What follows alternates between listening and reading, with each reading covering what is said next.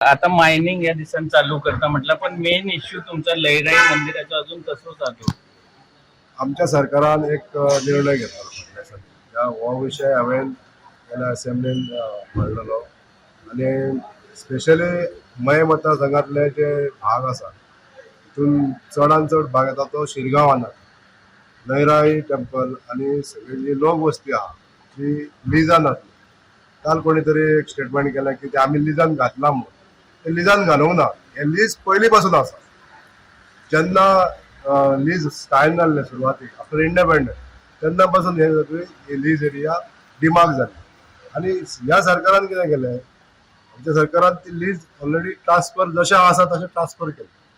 भितून देवळां खंयची आसा, घरां खंयची आसा हें पळयलें ना.